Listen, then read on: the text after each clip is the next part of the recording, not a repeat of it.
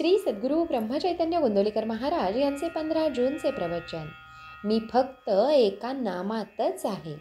मनुष्य कितीही मोठा असला, उत्तम पुराण आणि प्रवचन सांगणारा जरी असला, तरी तो जर नामात राहत नसेल किंवा त्याच्या संगतीत परमेश्वराचे प्रेम लागत नसेल, तर तो कदापिही संत म्हणून समजला जाणार नाही. संतांचे नातेवाईक संत असतातच असे नव्हे. आपण नोकरी केली तर आपला मुलगा नोकरी करीलच असे काही नाही. तसेच जो भगवंताचा आहे त्याचा मुलगा भगवंताचा असेलच असे नाही. संत जरी झाला तरी त्याने 4 माणसांसारखेच वागावे. काहीतरी वागणे हे संतांचे वागणे नव्हे. अत्यंत निर्भयता हा संतांचा पहिला गुण होय. कारण सर्व ठिकाणी मीच आहे ही भावना झाल्यावर भयाचे कारणच उरत नाही. साधूच्या अंतःकरणामध्ये भयाचा संकल्प नसल्यामुळे वाघ, सिंह, साप त्याला त्रास देत नाहीत. अगदी जंगली वाघाकडे देखील निर्भयतेने नजरानजर केली तर तो अंगावर येत नाही. शिवाय साधूंच्या शुद्ध अंतःकरणाचाही त्याच्यावर परिणाम होतो. अशा रीतीने संतांच्या अंतःकरणाची प्राणीमात्रांना सुद्धा जाणीव असते. अशा संतांचा सहवास मिळणे ही फार भाग्याची गोष्ट आहे. परमेश्वराचे प्रेम लागणे किंवा सतत मुखात नाम येणे हेच संतांच्या संगतीत राहून साधायचे असते. संतांची अखंड संगत नामानेच ठेवता येईल.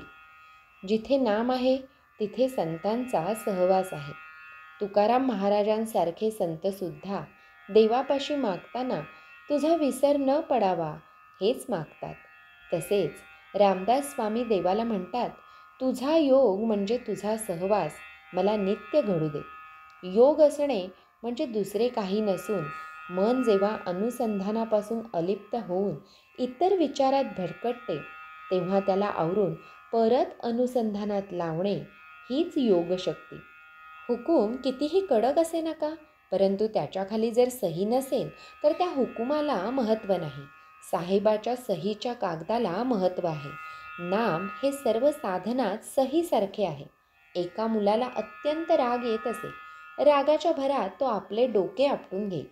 त्याला मी सांगितले, रोज स्नान झाल्यावर आपल्या पोटावर गंधाने राम नाम लिहून ठेव आणि ज्या ज्या वेळी राग येईल त्या त्यावेळी त्या नामाकडे पहा.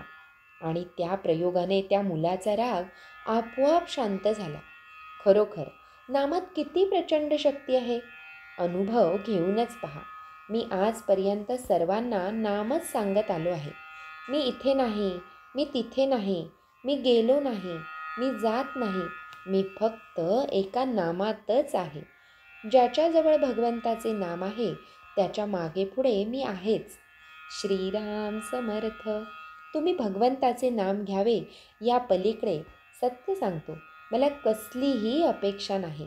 श्री सद्गुरू ब्रह्मचैतन्य गोंदवलेकर महाराज की जय. जय जय रघुवीर समर्थ.